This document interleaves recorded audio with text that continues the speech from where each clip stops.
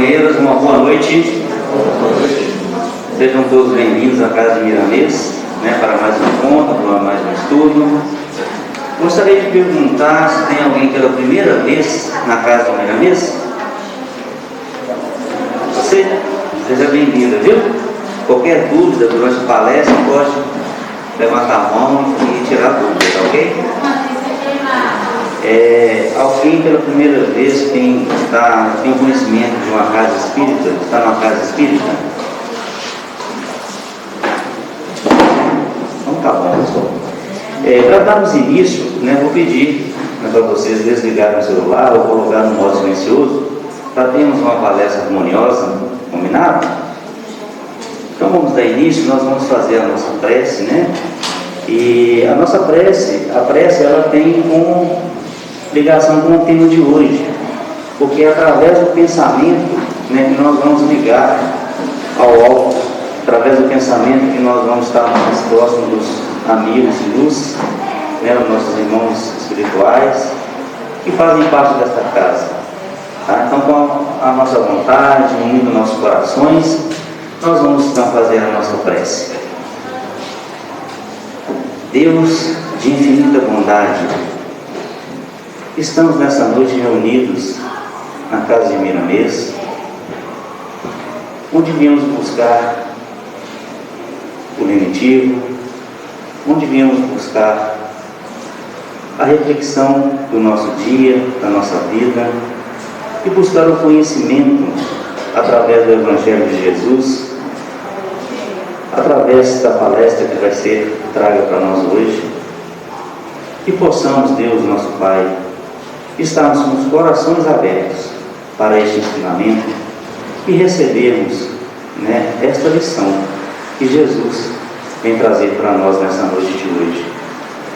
Rogamos por todos que estão aqui presentes, que estão ligados em seus lares, que possa chegar a paz, a harmonia e o equilíbrio para todos. Mestre amado Jesus, amigo, esteja conosco hoje e por toda a eternidade. Que assim seja. Nós vamos convidar o nosso companheiro Wagner, que vai trazer o estudo da noite por nós.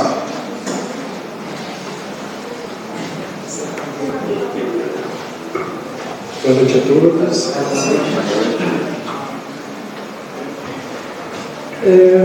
A gente vai falar um pouquinho sobre pensamento.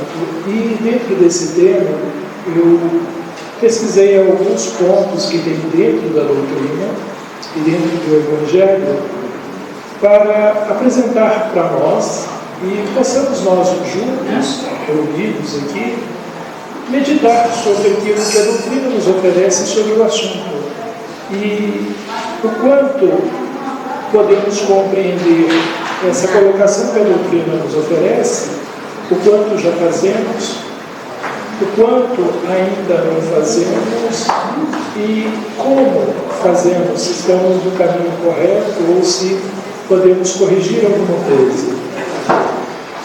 O nosso estudo tem como referência os livros do Evangelho segundo o Espiritismo, o Livro dos Espíritos e o Livro dos Missionários. Esses são os 3 livros base para o nosso estudo. E eu trouxe algumas imagens também que irão, de um certo modo, dar-nos uma ideia sobre aquilo que os Espíritos querem nos falar.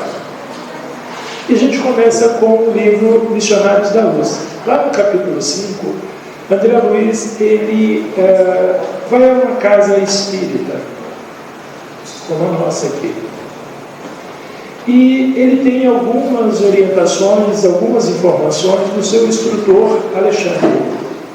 Então, o Alexandre diz para André Luiz o seguinte: a prece, a meditação elevada, o pensamento edificante, e aí nós precisamos ter em nós a definição do que é meditação elevada.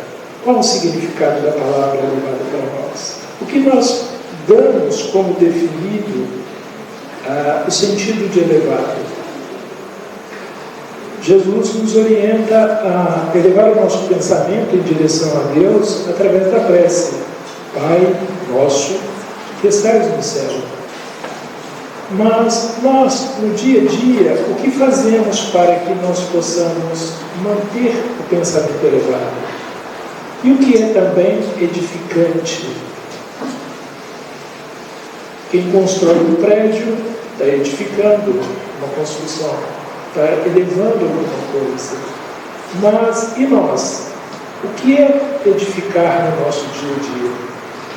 É o que as partes que eu selecionei vai nos trazer como uma forma de ideia, de esclarecimento, para que cada um de nós, no nosso particular, possamos verificar o quanto já alcançamos esse entendimento sobre elevação e sobre edificação e o quanto nos faz necessário corrigirmos. Então a prece, a meditação elevada, o pensamento edificante refundem a atmosfera purificando-a. Então, a atmosfera que se encontra à nossa volta, ou na qual estamos inseridos, pela observação de Alexandre, ela é purificada, ela é melhorada, ela se torna mais agradável. E ele diz que o pensamento elevado santifica a atmosfera em torno de nós. E eu trouxe essa imagem só para a gente compreender que nós que aqui nos encontramos estamos envoltos de uma irradiação própria nossa. Mas o que é interessante é que a nossa irradiação, ela se alonga à medida em que nós nos concentramos naquilo que estamos fazendo. E como nós estamos perto uns dos outros, essa irradiação começa a se fundir entre um e outro.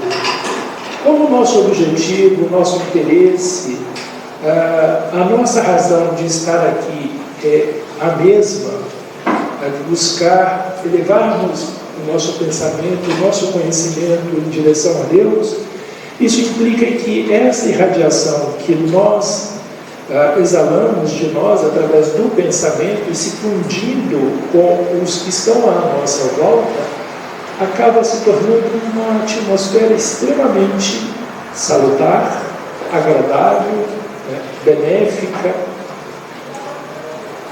pacificadora, analgésica, fortalecedora da nossa estrutura física e espiritual. Então, além desse pensamento que santifica a atmosfera em torno de nós, possui propriedades elétricas que o homem comum está longe de imaginar. O que é o homem comum? De forma bem resumida, pensemos o seguinte: nós temos o bebê, nós temos a criança pequena de 5 anos, nós temos a criança de 10, o jovem de 15, o adulto de 20, o adulto de 30, o adulto de 50. E vamos observar que, enquanto criança, enquanto bebê, não podemos pegar as nossas crianças e os nossos bebês e levar para uma faculdade. Porque mesmo que elas forem para a faculdade, elas não compreenderão nada do que estivesse falando lá. Por quê? Elas ainda não construíram uma base intelectual, não aprenderam ainda as letras, os números, não sabem formar palavras ainda. Precisamos compreender que o Espírito também surge da mão de Deus, bebê, tão bebê quanto os nossos bebês. E ao longo de milhares de anos e milhares de reencarnações, esses espíritos bebês vão se desenvolvendo e se tornando criança. A doutrina nos mostra que no nosso planeta hoje, de expiação e prova, temos espíritos jovens, que são selvagens, os espíritos adultos que estão no meio da sociedade, Mas quem são os espíritos adultos?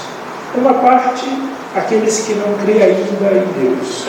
Eu sou ateu, graças a Deus. Outra parte que crê em Deus. Outra parte que crê em Deus e talvez numa vida após a morte. Uma outra parte que crê em Deus e na vida após a morte e frequenta alguma religião. E aos espíritas que, estando numa casa espírita e estudando a doutrina dos espíritos, compreende ou busca compreender Deus, Jesus, Moisés, os profetas e também os espíritos que nos trazem os ensinamentos. E compreendemos através do estudo que a morte não é o fim, e simplesmente uma passagem da vida física para a vida espiritual.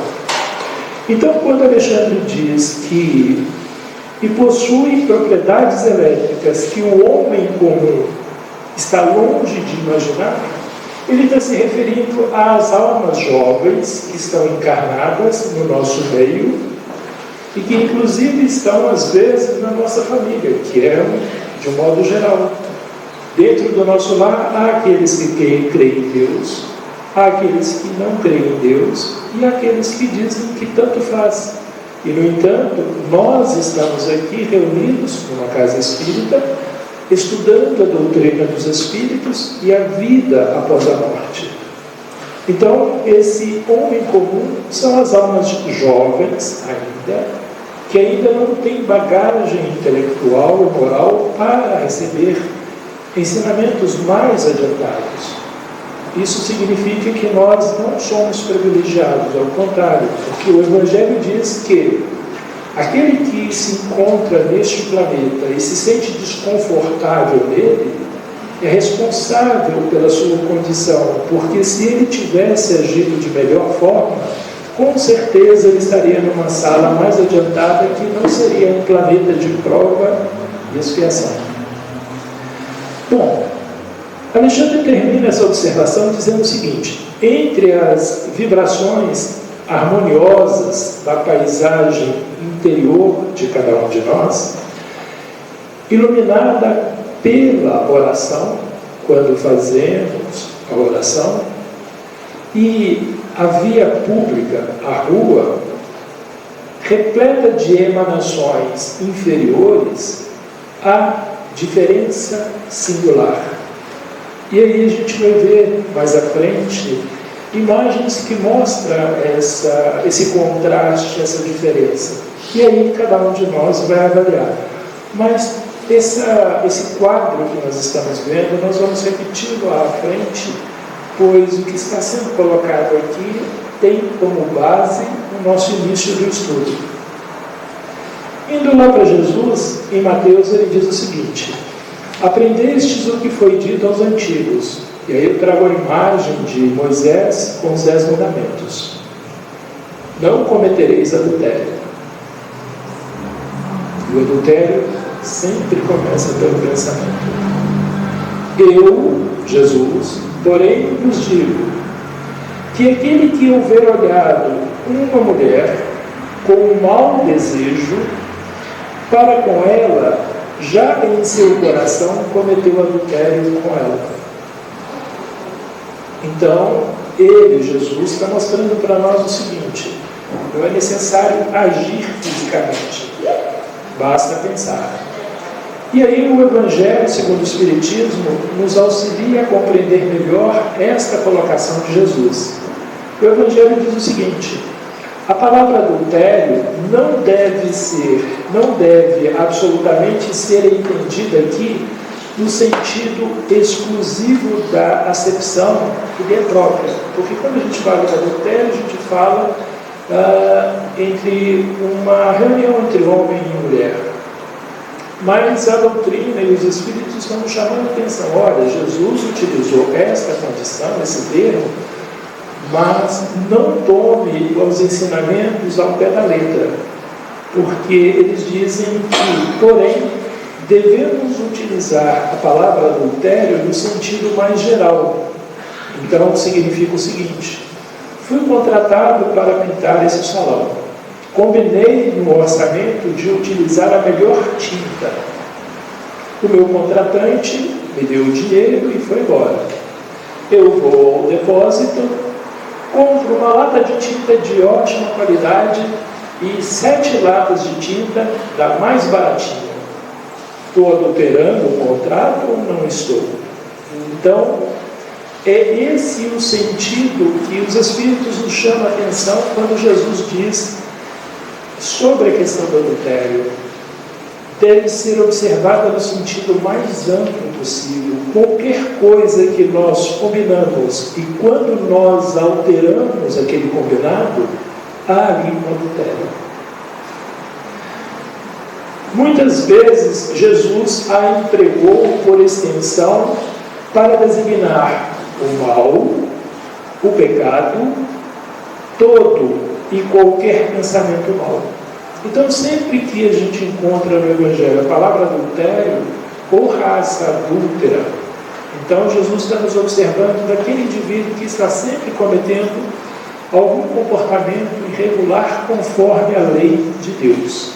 E aí é onde nós precisamos conhecer a lei de Deus para sabermos se estamos errando ou não. Uma criança pequenina, quando ela faz uma arte, não podemos penalizá-la ou puni-la, pois, mesmo que seja algo errado, ela, por não conhecer a regra e a lei, não pode sofrer as penalidades que um adulto, que já conhece a regra, que já compreende a lei, comete. Assim também é Deus para conosco, os espíritos. As almas mais jovens, mesmo que cometam graves brutalidades no meio da sociedade, pois elas vêm do mundo primitivo para o mundo de expiação e prova, ainda assim suas faltas são abrandadas, pois são almas jovens. Já aqueles que carregam compreensão, entendimento, esses já não têm tanta doçura, tanta tranquilidade quando estão diante da própria consciência observando o erro que se cometeu. Ainda no Evangelho diz o seguinte, lá no capítulo 27, a prece, que é uma transmissão de pensamento, a prece é uma evocação, um chamamento, como nós fizemos aqui agora, na abertura dos estudos. Nós elevamos o pensamento, dirigimos o nosso pensamento a alguém. A mãe, quando está preocupada com o filho, eleva o pensamento a Deus e estica esse pensamento ao filho. O filho, quando está preocupado com os pais, mesmo procedimento. Mediante a qual o homem entra pelo pensamento em comunicação com o ser a quem se dirige. Então, toda santa vez que fazemos uma prece, imediatamente estamos nos conectando a alguém. Não importa se esse alguém está no mundo físico ou no mundo espiritual, não importa se seja um santo ou se esteja no Japão, basta pensar. Um instante do pensamento é o suficiente para ficarmos ligados a quem quer que seja. Então, quando nós nos conectamos a este ao qual nós elevamos o nosso pensamento, começa a se fluir dados, energia, informações de um lado a outro. Isso quando na prece. E aí eu trago uma observação. Se a prece nada mais é do que nós elevarmos o nosso pensamento e em direção a alguém, vejamos, quando nós sentimos raiva de alguém, estamos também fazendo prece. A única diferença é que a substância que sai de nós, em vez de ser uma substância salutar, que pede ajuda, que pede amparo, que pede socorro, sai de nós uma substância elétrica, revoltada, cheia de angústia, cheia de desejo de vingança, cheia de desejo de maltratar o outro. Então, toda vez que nós lembramos de alguém, nós devemos observar qual sentimento flui do nosso coração e da nossa mente. Se for um sentimento de alegria, se for um sentimento de bem-estar, compreendamos que estamos elevando o nosso pensamento em direção a Deus. Mas se está saindo do nosso coração e da nossa mente aquele sentimento de vingança, de raiva, é uma elevação. Mas os resultados não são benéficos, nem para nós e nem para quem está recebendo a nossa transmissão.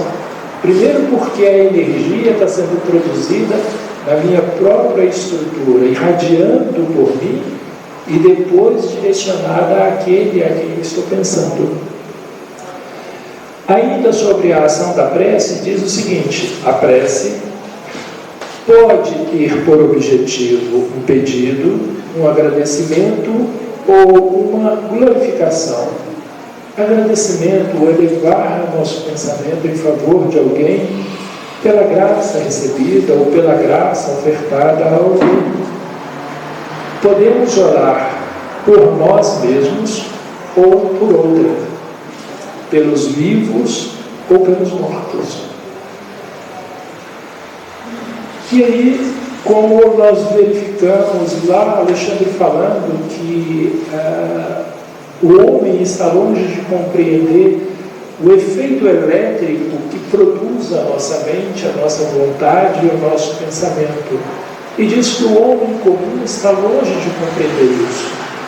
Mas o espírita, que busca o conhecimento da doutrina dos espíritos, ele é como um cientista, ele é como um médico, ou ele é como um jovem que, desejando ser médico, uma vez estudando medicina, passa a compreender o funcionamento do corpo físico e sabe qual a melhor forma de melhor cuidar do corpo. Assim, o espírita que busca esse conhecimento passa a utilizar o pensamento de forma mais sábia, mais harmoniosa e mais saudável, trazendo em primeiro lugar, pois ele irradia à volta de si um bem-estar. E aonde quer que ele esteja, ele também irradia esse bem-estar àqueles que estão mais próximos dele. E aí o Espiritismo diz que o seguinte: torna compreensível a ação da prece, explicando o modo de transmissão do pensamento, que no caso em que o ser a quem oramos acuda o nosso apelo,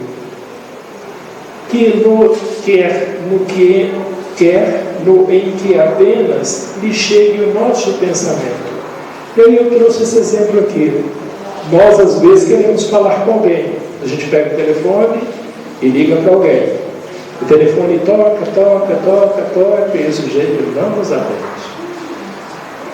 Então, pode acontecer de nós, elevando o nosso pensamento em direção a alguém, esse alguém possa, apesar da chamada estar chegando nele, ele não capta essa chamada. Em outro caso, pode ser que, tocando a ele essa chamada, ele atende.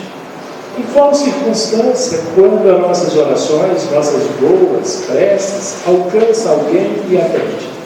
Quando alguém se encontra em dificuldade, nós elevamos o pensamento em direção àquela pessoa e mais tarde nós recebemos notícia de que aquela pessoa está mais calma, melhorou, está se sentindo bem. Ou às vezes ela liga para a gente, ou às vezes mais tarde a gente encontra com ela. Quando é que as nossas orações, nossas preces, não alcançam de imediato aqueles a quem nós dirigimos? Muitas vezes fazemos uma oração para um pai, um filho, um parente qualquer. Mas esse parente está tão chateado, está tão aborrecido, está tão revoltado, está tão angustiado, que ele não tem capacidade de receber as nossas preces. Mas a doutrina nos explica que elas não ficam em vão e nem perdidas. Deus, através da sua infinita bondade, acolhe essas preces e no momento oportuno direciona essas preces que fizemos àqueles a quem desejávamos alcançar. Porque enquanto ele não está apto a receber aquele benefício, que é uma energia que sai de nós e que beneficia aquele que nós direcionamos, ele não recebe, porque senão vai ser um material desperdiçado. Então Deus sabiamente a retém, e isso está anotado no livro da prece, no livro do Evangelho segundo o Espiritismo, tanto no capítulo 27, mas também no capítulo 28.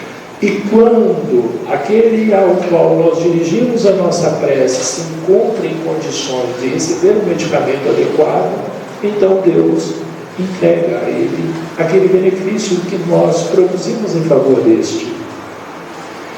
Da mesma forma, ao sentido contrário, quando nós sentimos revolta, raiva, angústia por causa de alguém, quando nós ficamos muito bravos, se a nossa braveza, se a nossa raiva, se a nossa angústia tem o outro culpa, ele atrasou alguma coisa, ele deixou de fazer algo e nos deixou aborrecido, há um grande pecado da nossa parte, a nossa ausência de perdão e a nossa ausência de compreensão.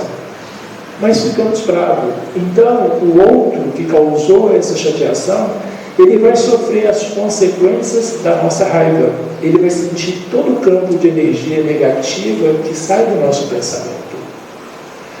Agora, se nós estamos com raiva, se nós estamos bravos, e o outro não tem culpa da nossa braveza, da nossa irritação, é só um mal entendido nosso, mas como nós estamos dentro do campo do mal entendido, nós estamos raivosos, bravos, o telefone vai tocar lá no outro e ele não vai atender. Por quê? Ele tem uma proteção que o ampara. E essa proteção é Deus, através do nosso anjo da guarda, que, não desejando que nós nos compliquemos mais ainda, atua em favor do outro, protegendo ele dos nossos maus pensamentos. O anjo da guarda dele também, junto com o nosso anjo da guarda, cria uma camada de proteção que impede que a nossa ofensa alcance.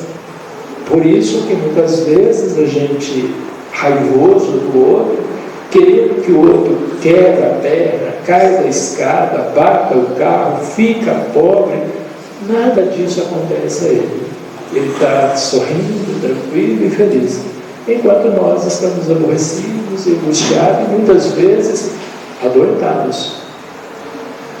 Bom, no livro dos Espíritos tem a seguinte pergunta: vê, enxerga os Espíritos tudo o que fazemos? Tudo, sem exceção? E eles dizem assim: podem ver. Na hora do banho, na hora de comer, não importa onde estejamos, os Espíritos que estão desencarnados podem nos ver. Pois que constantemente vos rodeiam, inclusive neste momento aqui, há uma infinidade de espíritos juntos de nós, uns parentes, outros que nos acompanham pelos nossos modos de pensar, outros tarefeiros da casa, que nos auxiliam no plano espiritual, e outros que são espíritos desencarnados que não tiveram a oportunidade de frequentar o salão, de compreender as coisas da vida espiritual enquanto encarnados, vêm agora às casas espíritas estudarem tanto quanto nós. Mas eles dizem que cada um dos espíritos, porém, só vê aquilo a que dá atenção. Não se ocupam com o que lhes é indiferente. Isso significa que um espírito só vai olhar para mim, como exemplo, se eu for um fumante. Se eu não tiver o hábito de fumar, aquele espírito que desencarnou e que carrega esse vício desde a sua vida física de fumar, ele não vai se aproximar de mim, ele não vai se preocupar comigo, ele nem sequer vai me ver, porque não há da parte dele nenhum interesse. Da mesma forma que nós, quando estamos caminhando a gente está andando e olha para frente e só observa aquilo que nos interessa. Eu, como menino, às vezes passo na frente de uma loja de carro e fico olhando, mas eu vou passar de frente a uma loja de sapato e não vou ver a loja de sapato. Por quê? Me interessa o carro, não me interessa o sapato. Assim são os espíritos. Uma outra questão é: podem os espíritos conhecer os nossos mais secretos pensamentos? Os nossos pensamentos para os espíritos é como um filme. E eu trouxe uma imagenzinha para a gente ver daqui a pouco. Então eles dizem o seguinte, que muitas vezes chegam a conhecer os pensamentos os quais desejaríamos ocultar de nós mesmos. Muitas vezes a gente fez alguma coisa, pensa em alguma coisa, a gente nem quer lembrar daquilo mais. Mas eles conseguem enxergar o fundo da nossa alma, da nossa consciência. Nem todos, nem atos, nem pensamentos se lhe podem dissimular, se pode ser escondido dos espíritos. Então, eles observam de cima e embaixo. Não importa onde estejamos, não importa o que estejamos fazendo. E a última questão do Livro dos Espíritos. Influem os espíritos em nossos pensamentos e em nossos atos? Eles atuam, eles interferem, eles modificam, eles alteram o nosso dia a dia? Muito mais que imaginais. Influem de tal ponto que de ordinário são eles que vos dirigem. Pois bem, aí no livro dos missionários, o Alexandre fala: a prece, a meditação elevada, o pensamento edificante refunde a atmosfera purificando-a. O pensamento elevado santifica a atmosfera em torno de nós e possui propriedades elétricas que o homem comum está longe de imaginar. Entre as vibrações harmoniosas da paisagem inferior, iluminada pela oração, da paisagem interior, iluminada pela oração, e a via pública repleta de emanações inferiores, há diferenças singulares. E aí eu trouxe uma imagem que eu vou passá-la por inteiro e depois eu vou fazer pequenos cortezinhos dela, trazendo uma anotação de André Luiz. Ele diz o seguinte: observemos esse pequeno vídeo. É como nós que tivéssemos saído de casa para vir ao estudo.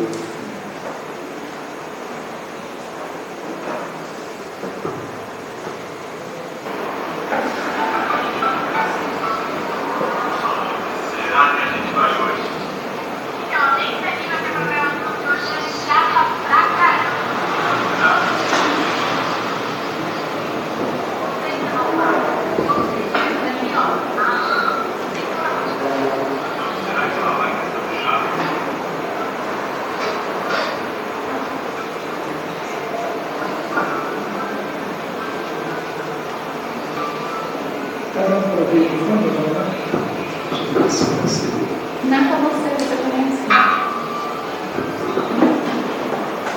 É só você sobre.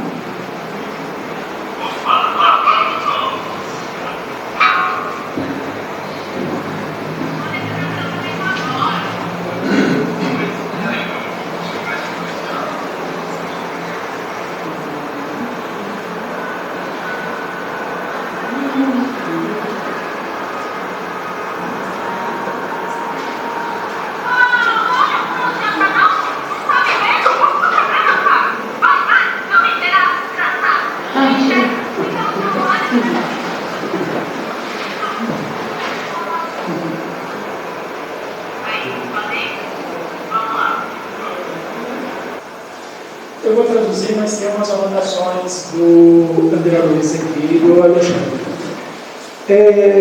Essa garota, ela sai de casa, vem à casa espírita, recebeu um tratamento, passe, água fluidificada, ouviu o estudo. E a gente observa que ela estava acompanhada por espíritos desencarnados, que a acompanha por gostar do que ela faz, dos pensamentos que ela tem, das escolhas que ela faz no dia a dia. Então, da mesma forma que quem vai ao campo de futebol, ele escolhe o lado do time que ele gosta e se infiltra no meio daquela torcida, os espíritos também são assim. E aí, quando ela entra na casa espírita, os espíritos tentam entrar. E aí, eles são barrados. O que os barrou? É essa energia elétrica que nós vimos o Alexandre falar no início. É uma energia tão potente que inibe quando há diferença de sintonia, quando há diferença de sentimento, quando há diferença de escolhas. É como televisão. Se eu escolho um canal, aquele canal entra na minha televisão, o outro só vai entrar se eu mudar a sintonia. Então, ela entra, recebeu o passe, ouviu o estudo, recebeu o tratamento que se fazia necessário. E como eu comentei no início, nós criamos um campo de energia pelo nosso pensamento, mas como nós estamos reunidos com o mesmo sentimento aqui, nós expandimos essa energia em condições equivalentes. E nós potencializamos essa energia em nosso benefício todo próprio. Então, quando nós saímos, qual o tempo que ainda tem? Eu estou perdido aqui na hora. O tempo? É tempo? 10 horas, ok. Então, o que acontece é que quando nós saímos, como a gente viu na imagem ali, ela está toda irradiada de energia, não só a energia própria dela, mas potencializada pela soma do conjunto. Tanto que o espírito tenta se aproximar dela para lhe ofertar um pensamento dele, sugerir a ele que ela faça alguma coisa, que ela vá para algum local, ele sente o impacto e não consegue se aproximar. Nós tínhamos 2 espíritos acompanhando ela. Então, o espírito feminino que a acompanhava já de longas datas, conhecendo ela, ficou tranquilo. O espírito masculino que a acompanhava, mas era novato, estava próximo dela há pouco tempo, não sabendo da natureza dela, ficou sem compreender por que ele não conseguia, a partir daquele momento, se aproximar dela. Então, a garota espírito fala: não, espera um minutinho. E aí nós devemos olhar para nós mesmos e nos perguntar: quando eu saio daqui, o que eu faço? Onde eu coloco o meu pensamento? Que atitudes eu tenho? Qual a ocupação mental que eu dou ao meu dia, à minha noite, ao meu fazer? Porque tudo isso faz com que ou continuamos a manter o campo de energia a qual nós conseguimos absorver aqui, ou nós podemos potencializar esse campo de energia conforme a nossa condição evolutiva, ou nós podemos nos desfazer dele. E como a gente viu, bastou que a menina encontrasse alguém que, sem querer, esbarrasse nela, e ela simplesmente soltou os cachorrinhos em cima do garoto, eliminando todo o bem-estar que ela havia alcançado enquanto estava aqui no meio de nós.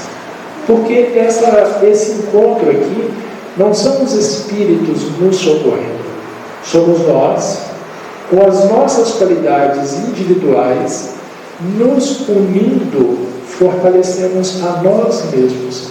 Eles, com a permissão de Deus, vão potencializando um ponto aqui, um ponto ali, mas é de nossa responsabilidade a tarefa e o trabalho. Tanto é que Jesus diz assim: Vós que estáis cansados, oprimidos, vinde a mim, e eu vos aliviarei.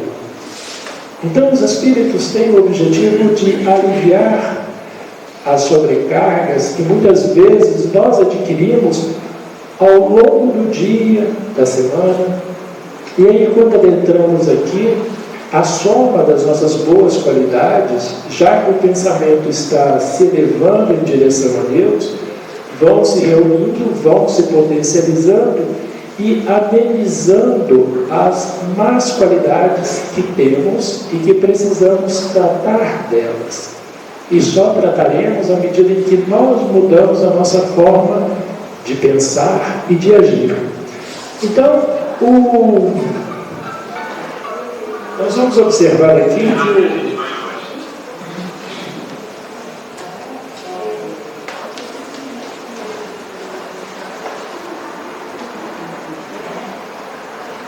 então, nessa parte, Alexandre diz assim para o André Luiz: Alexandre, indicou-me pequeno grupo de desencarnados que me pareceram em desequilíbrio profundo e falou. Eles estavam numa casa espírita e ali eles estavam saindo da casa espírita porque o culto havia acabado. Aqueles amigos constituem a corte quase permanente dos nossos companheiros encarnados.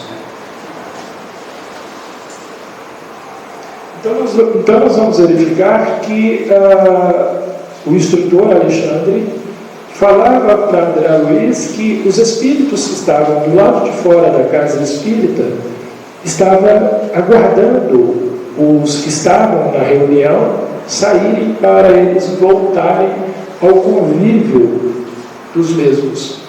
E como nós verificamos ali, os jovens, a jovem que sai, ela simplesmente trouxe para junto de si de novo os espíritos que chegou à casa acompanhando, não puderam entrar, ficaram do lado de fora. Quando ela sai, tentaram se aproximar dela, não conseguiram, dada a sua irradiação, mas como ela se aborreceu logo com alguém, acabou-se a proteção que ela própria havia produzido para si. E aí eles passaram a cuidar dela. E aí Alexandre diz o seguinte: sim, acrescentou o orientador cuidadoso. Os infelizes não têm permissão para ingressar aqui em sessões especializadas como a desta noite, a de tratamento, a de culto, a de estudo do Evangelho. Nas reuniões dedicadas à assistência geral, podem os espíritos comparecerem, adentrarem, pois essas reuniões são preparadas, inclusive, para recebê-los junto conosco. Mas, em determinadas reuniões, eles ficam lá fora. E aí nós devemos pensar em nossa casa, em nosso lar. Quais os espíritos que adentram o nosso lar?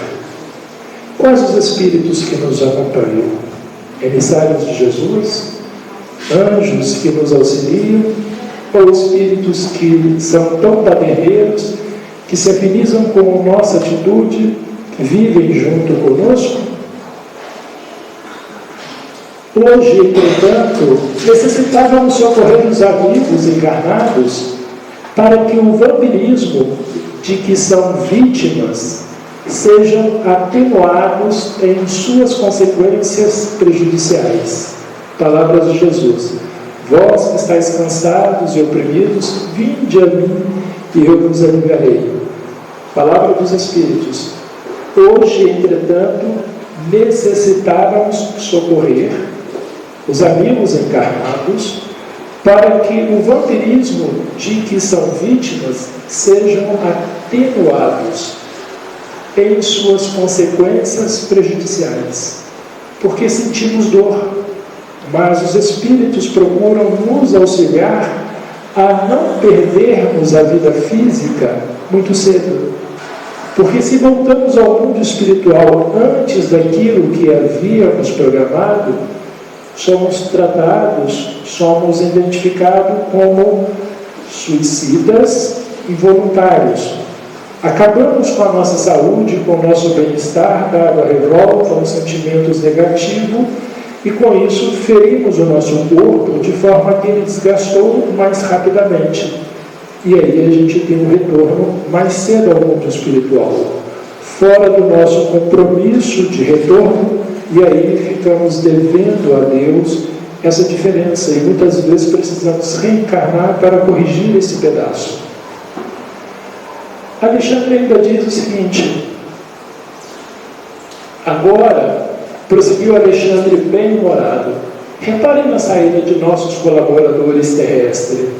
Observe a maneira pela qual voltam instintivamente aos braços das entidades ignorantes que os exploram.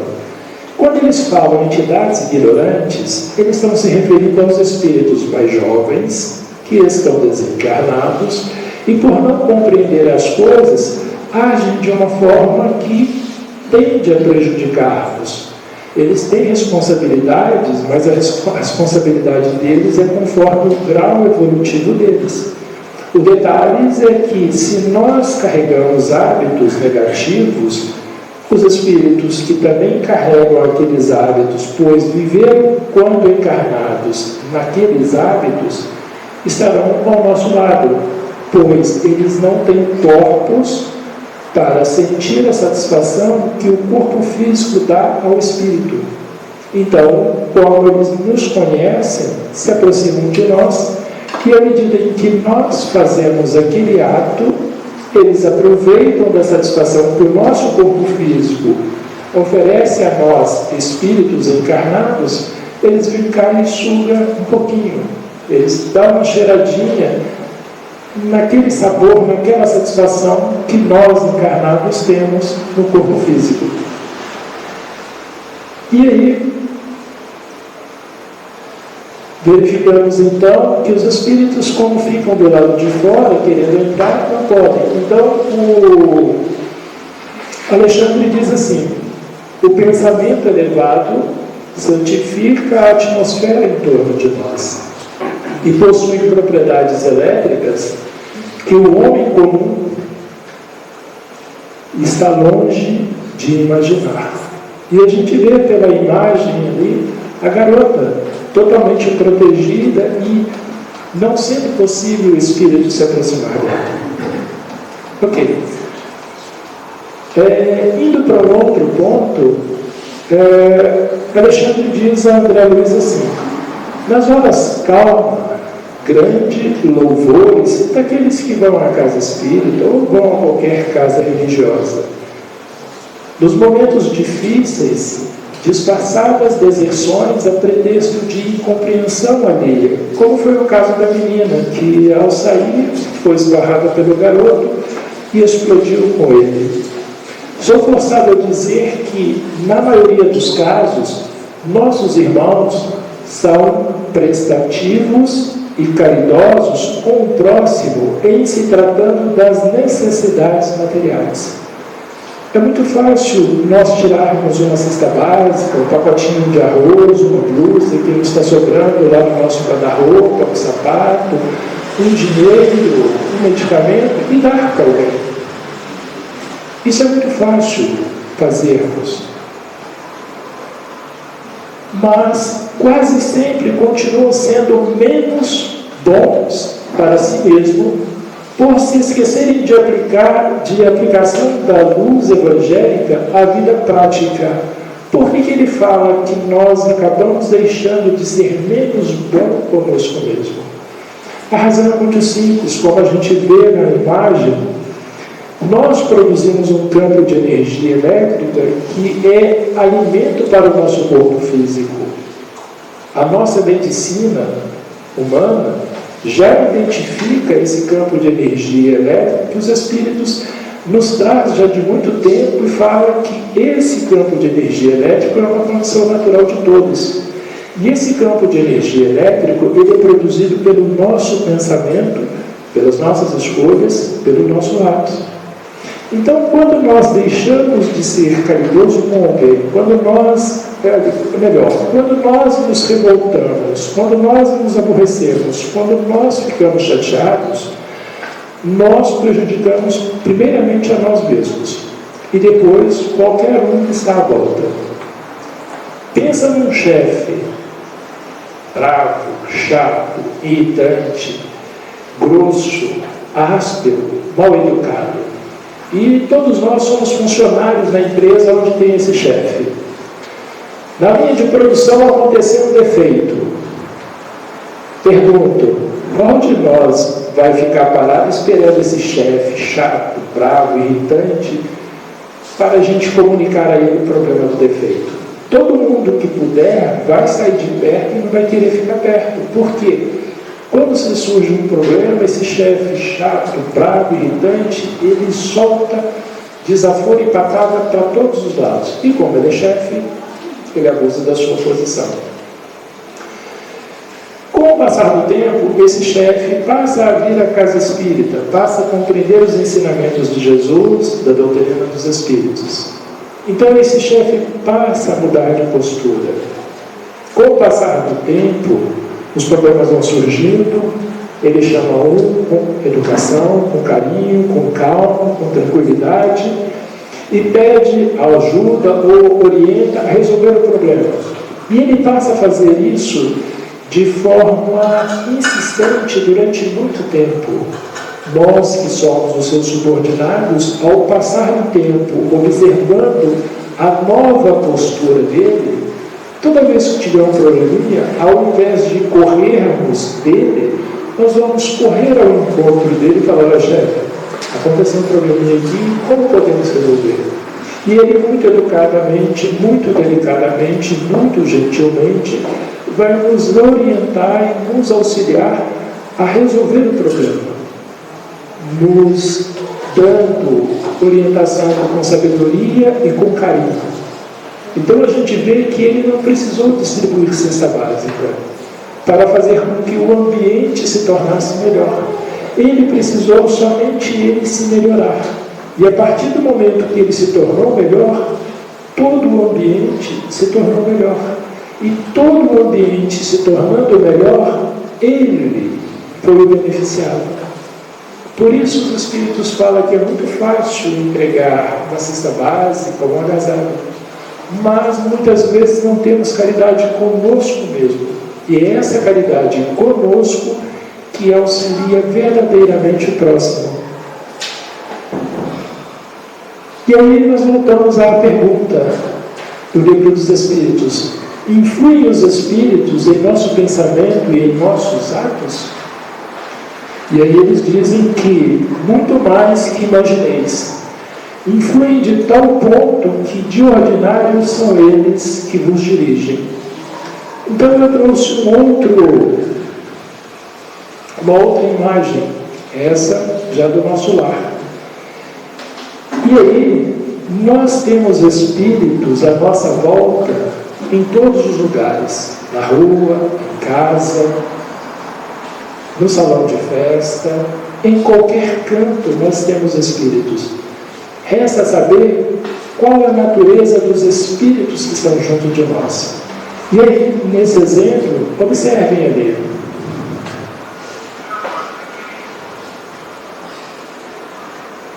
O esposo chega do trabalho, cumprimenta a esposa, e aquele outro garoto que está lá é um espírito desencarnado, que não saiu de casa e ficou aguardando a volta deste encarnado. E ele está sugerindo ao rapaz que chegou do trabalho, dizendo o seguinte: olha, eu quero beber. O garoto, ele vai, olha uma maçã na geladeira, dá uma cheirada nela, mas no final da história ele aceita a sugestão do espírito e busca uma cerveja. A maçã, e ele está dizendo ao homem: olha, eu quero beber. Então chega na mente nossa uma ideia: será que eu vou beber? E aí, quando o garoto começa a beber, a satisfação que o corpo físico oferece ao espírito encarnado, ela é absorvida também pelo espírito desencarnado. E a gente observa que nesta imagem, o espírito não obsediou, não atuou, não perturbou a mulher. E a razão é muito simples. No lar aqui, a garota não tem o hábito, não tem o vício da bebida. Então o espírito não se preocupa com ela. Ficou em casa o tempo todo, mas não a incomodou de forma nenhuma. Foi só o rapaz chegar do trabalho, e aí o espírito se aproximou dele e sugeriu a ele que bebesse. Por que o espírito não acompanhou o homem no trabalho? A razão é muito simples. O trabalho impede o homem de beber, proíbe ele. A nossa lei diz que se beber não pode dirigir. Então, por que o espírito iria acompanhar este homem no trajeto de casa ao trabalho, ficar o dia inteiro no trabalho lá, sem nada para fazer, e voltar naquele trânsito caótico? Melhor ficar em casa guardando o garoto. A gente viu na questão anterior que os espíritos veem tudo, mas só se interessa por aquilo que lhe chamam a atenção. Então, ir para o trabalho não é o interesse do espírito, porque o homem nesse momento está ocupado, está com a mente presa. Mas quando ele chega em casa, o espírito consegue atuar na mente dele e sugere: olha, eu quero beber, eu quero beber. E aí na nossa mente a gente olha lá a maçã, vê lá um leite, um iogurte, mas aí os nossos olhos param em cima de uma cerveja. E aí vem aquela ideia de tomar um banho. E a sensação que o corpo físico oferece a nós, espíritos encarnados, é transferida também para o espírito desencarnado que está próximo de nós. Oi. Beleza, obrigado. E aí nós temos um outro quadro, que é este aqui. Onde nós andamos nos nossos finais de semana, nas nossas sexta-feiras, nos nossos dias de happy hour, que lugar frequentamos?